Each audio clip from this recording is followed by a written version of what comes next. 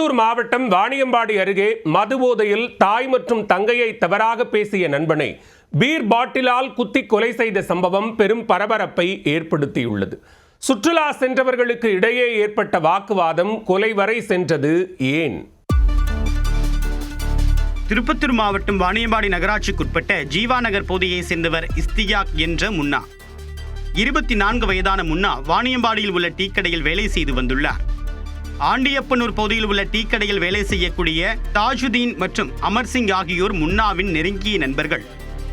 வியாழக்கிழமையன்று முன்னா, தாஜுதீன், அமர்சிங் ஆகியோர் ஆண்டியப்பனூர் அணைக்கு சென்று சுற்றி பார்த்துள்ளனர்.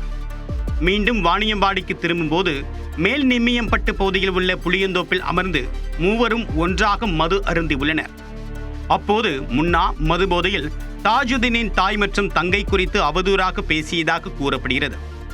இதனால் ஆத்திரமடைந்த தாஜுதீன் அப்படி பேச வேண்டாம் என்று கூறியுள்ளார். ஆனால் போதையில் இருந்த முன்னா தொடர்ந்து அவதூறாக பேசியதாக கூறப்படுகிறது. முன்னாவின் பேச்சால் கடும் ஆத்திரமடைந்த தாஜுதீன் பீர் பாட்டிலை உடைத்து முன்னாவின் வயிறு மற்றும் கழுத்தில் குத்தி இருக்கிறார். இதில் ரத்தம் வெளியேறி சம்பவ இடத்திலேயே முன்னா உயிரிழந்து விட்டார்.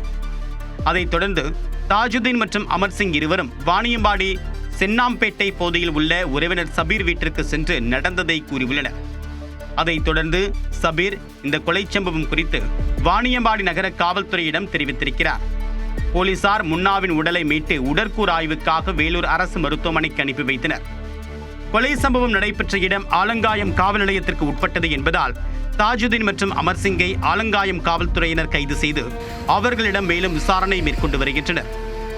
மது போதையில் தாய் மற்றும் தங்கையை தவறாக பேசிய நண்பனை பீர் பாட்டிலால் குத்தி கொலை செய்த சம்பவம் அந்த பகுதியில் பெரும் பரபரப்பை ஏற்படுத்தியுள்ளது.